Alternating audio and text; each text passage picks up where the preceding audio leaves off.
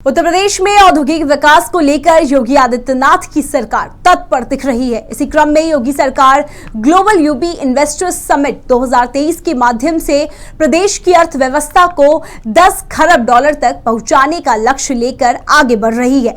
बता दें कि ग्लोबल यूपी इन्वेस्टर्स समिट 2023 को लेकर सीएम योगी आदित्यनाथ ने समिट का लोगो लॉन्च किया और निवेशकों से इसमें भागीदार बनने का आह्वान किया।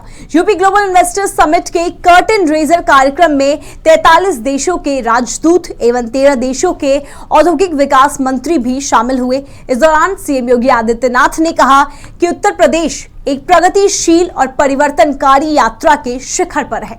प्रधानमंत्री के आत्मनिर्भर भारत के कायाकल्प का प्रमुख केंद्र भी उत्तर प्रदेश है।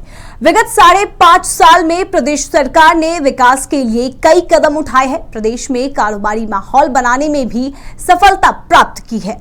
पीलीभीत में 3 दिवसीय दौरे पर आई प्रदेश की राज्यपाल अपने दौरे के दूसरे दिन नौजलिया नकटहा पहुंची और लोगों से संवाद किया। इस दौरान राज्यपाल ने क्षेत्र के विद्यालय में शिक्षा की गुणवत्ता परखी और आंगनवाड़ी केंद्र में बच्चों को खिलौने वितरित किए। साथ ही पेंशन योजनाओं के लाभार्थी को प्रशासित पत्र, पोषण किट और प्रधानमंत्री आवास की चाबी वितरण की। इसके अलावा किसानों को कृषि बीज भी वितरण किया। वहीं प्रयागराज के सेंट्रल जेल नैनी में बंद माफिया अतीक अहमद के बेटे अली को जेल के दूसरे छोर पर बने एकांत बैरक में भेज दिया गया है। यहां अगल बगल किसी भी बैरक में बंदी नहीं है।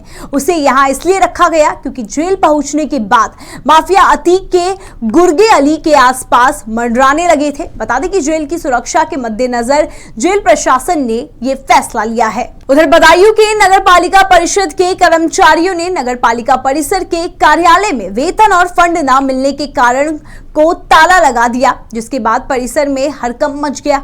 इस सब के बीच कर्मचारियों ने ईओ पर आरोप लगाया कि साहब धमकी दे रहे हैं और वेतन और फंड न देने की बात कह रहे हैं। वहीं नगर पालिका परिषद के ईओ ने कर्मचारियों के आरोपों को सिरे से नकार दिया है और उन्होंने जल्द ही वेतन दिलाने की बात कही। फिलहाल नगर पालिका में अफरा तफरी का माहौल है और मामले पर संज्ञान लिया जा रहा है। नगर पालिका बदायूं में हो रहे हैं इस तरीके के घोटाले कि हमारा वेतन नहीं दिया जा रहा है। शासन से वेतन का ग्रांट का पैसा आने के बावजूद, शासन आदेश होने के बावजूद, दिवाली जैसा त्योहार होने के बावजूद और योगी जी की सरकार होने के बावजूद बदायूं नगर पालिका में वेतन नहीं दिया जा रहा है और धांधली चल रही है और तनख्वाह मांगने पे धमकियां दी जा रही हैं कि तुम्हारे खिलाफ कार्रवाई कर दी जाएगी, तुम्हारी सर्विस लाल और पीली कर दी जाएंगी। इस तरीके के अधिकारियों द्वारा बोला जा रहा है। तो कब से नहीं मिला है वेतन? वेतन नहीं मिला है 1 महीने से, 11 महीने से फंड नहीं जमा हुआ है, 4 साल का बोनस नहीं मिला। तालों की तो मुझे जानकारी नहीं है, लेकिन अभी जो जानकारी मिली सभी कर्मचारी बाहर एकत्रित है। एक्चुअली इनका अक्टूबर का वेतन इन लोगों को नहीं पहुंच पाया, ग्रांट कम होने की वजह से ये समस्या उत्पन्न हुई है। तो क्या कारण है ये वेतन नहीं मिल रहा है? कुछ कर्मचारी जो रिटायर हो गए थे उनको उनके जो मानदेय देने के लिए पिछली बार जो हाई कोर्ट में चले गए थे, उनके भुगतान चूंकि माननीय न्यायालय का आदेश था उसके क्रम में हो गए थे, किए गए थे। यहाँ से कर्मचारी कह रहे हैं कि यूँ साहब हमें धमकी दे रहे हैं। ऐसा तो कोई वार्ता नहीं हुई है मेरी। वहीं बांदा के जिला अस्पताल में बेहोशी की हालत में किशोरी अर्धनग्न अवस्था में मिली, जिसके बाद अस्पताल प्रशासन सख्ती में आ गया और मामले की जानकारी पुलिस को दी। सूचना मिलते ही पुलिस मौके पर पहुंची और किशोरी को महिला अस्पताल में भर्ती कराया और मामले पर जानकारी देते हुए बताया कि दुष्कर्म के प्रयास में पुलिस ने अस्पताल के कर्मचारी को गिरफ्तार किया है। मानसिक विक्षिप्त किशोरी को दुष्कर्म की नीयत से युवक शौचालय ले गया था। फिलहाल मामले में आगे की कार्रवाई की जा रही है। पुलिस मामले में हर एंगल से जांच में जुटी हुई है। तारीख को आरपीएफ द्वारा अतर्रा रेलवे स्टेशन पे एक महिला जो कि शारीरिक और मानसिक रूप से थोड़ी कमजोर थी, उनको लाकर जिला अस्पताल में भर्ती कराया गया। उनको ट्रॉमा सेंटर में भर्ती कराया गया जहां उनकी देखभाल की जा रही थी उसी दौरान एक नर्स ने देखा कि जब वो राउंड पे नर्स थी और उन्होंने देखा कि जब ये अपने बेड पे नहीं है, तो उसके बाद उनके बारे में पता करना चाहा। तो खोजने पर जो वहीं का एक शौचालय है उसमें ये अर्ध चेतना की अवस्था में मिली। वहीं शाहजहांपुर में कुछ दबंगों ने पूर्व कोटेदार की गोलियों से भूनकर हत्या कर दी, जिसमें परिवार के 4 अन्य सदस्य भी घायल हो गए। मामले की जानकारी मिलते ही पुलिस मौके पर पहुंची और शव को पोस्टमार्टम के लिए जिला अस्पताल भेजा। साथ ही मामले पर जानकारी देते हुए बताया कि जमीनी विवाद के चलते हत्या को अंजाम दिया गया है, जिसके बाद से ही गांव में तनाव का माहौल है। फिलहाल पुलिस ने गांव में डेरा डाल दिया है और एक आरोपी को गिरफ्तार किया है। साथ ही पुलिस मामले में आगे की कार्रवाई कर रही है। आपस में पट्टीदारी में ही एक रास्ते के विवाद को लेकर झगड़ा हुआ, जिसमें राधे श्याम का परिवार और मेवाराम के परिवार के बीच में, जिसमें राधे श्याम को मेवाराम द्वारा अपने लाइसेंसी वेपन से फायर किया गया, जिसमें राधे श्याम की मृत्यु हो गई अस्पताल में। इसमें मेरे द्वारा, पुलिस अधीक्षक नगर के द्वारा और अन्य अधिकारियों के द्वारा घटनास्थल का निरीक्षण कर लिया गया है।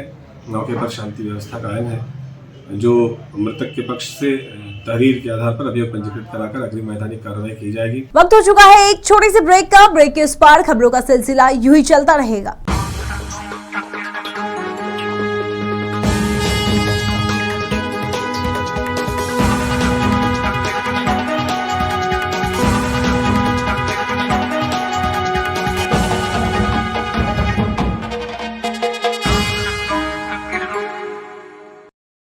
स्वागत है आप सभी का। ब्रेक के बाद नजर डालते हैं आगे की खबरों पर।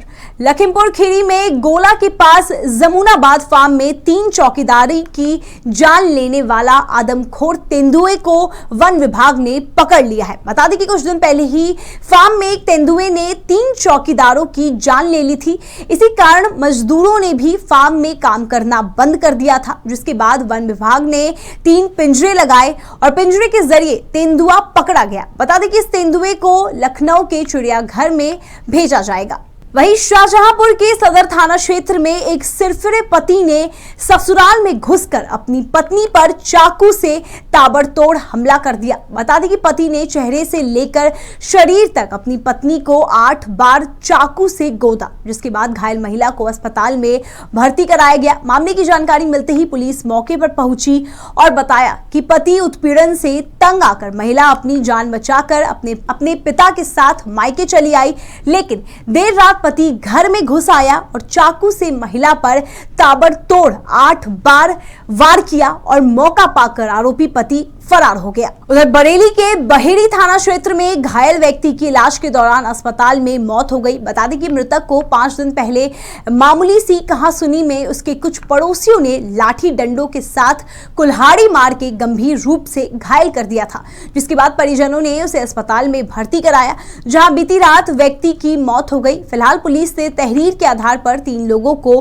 गिरफ्तार कर लिया है और मामले पर आगे की कार्रवाई की जा रही है। क्या करूंगी बताओ, क्या करूंगी? मैंने 8 गांव भीख मांगी। गरीब आदमी मोल का खा रही मैं। अनाथ है, जगह जमीन कुछ नहीं है। कुछ नहीं है मेरे, ये डेरे की तरह मढ़िया पड़ी है मेरी तो। अब मैं तो यही चाहती हूँ मर के तय सुनटाऊंगी। क्या मामला है? अंतिम संस्कार क्यों नहीं कर रहे हैं आप लोग? हम अभी ऐसे नहीं करेंगे। जब लोग उनकी करने वो सजा ना हो जाएगी, फांसी पे नहीं पहुंचेंगे, तब लोग हम अंतरान नहीं करेंगे, बेहेंगे। कैसे मौत हुई है पूरा बताइए, क्या मामला हुआ था? मामला कोई लड़ाई नहीं थी। मेरे घर आके लौटने बैठे गाड़ी दे रहा था, उन्ना हल्के से कह दी तू अपने घर जा। बोले सुबह देख लूंगा, मुझे उन्हें पता है कि इज्जत हुई, ऐसे कर कैसे करेगा।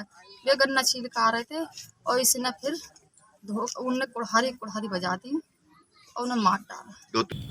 थाना क्षेत्र बहेड़ी के ग्राम मकसूदनपुर में एक महिला के द्वारा उसके पति को धारदार हथियार से मार कर जो है मरणासन करने के संदर्भ में 4 लोगों के विरुद्ध 307 IPC व SC/ST एक्ट में मुकदमा पंजीकृत कराया गया था।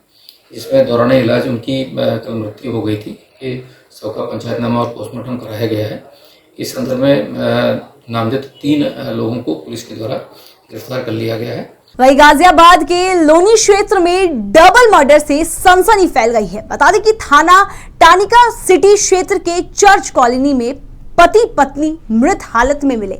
मृत परिजनों का कहना है कि बुजुर्ग दंपत्ति की गला घोंटकर हत्या की गई है। मृतक के परिजनों का कहना है कि बुजुर्ग दंपत्ति की गला घोंटकर हत्या की गई है। मामले की जानकारी मिलते ही पुलिस मौके पर पहुंची और बताया कि बुजुर्ग दंपत्ति पिछले 15 साल से यहां कॉलोनी में रह रहे थे। पुलिस ने शव को पोस्टमार्टम के लिए भेज दिया है, साथ ही मामले पर आगे की जांच शुरू कर दी है। सो रहे थे, सुबह जब 7 बजे उठे तो मेरा पापा बिल्कुल नंगा पड़ा हुआ था। जब मम्मी को नहीं मिला, हम सोचे क्या पता मम्मी कहीं गया हो। बाद में जाके मम्मी को बाहर मिला, फांसी लगा हुआ। पापा घर में पड़ा हुआ, मम्मी बाहर पड़ा हुआ। आप कहाँ रहते हो? मैं यहीं बराबर में अंदर में मेरा रूम है, लेकिन हमें यह नहीं पता लगा कैसे क्या हुआ। तो सुबह मैं दूध लेने जा रही थी, जब देख रहा मेरा पापा नंगा पड़ा। मैं कह रहा मेरा पापा बीमारी इंसान है, ऐसे नंगा क्यों पड़ा हुआ। जब उत्तर प्रदेश की तमाम खबरें देखने के लिए बने रहिए TNP न्यूज के साथ।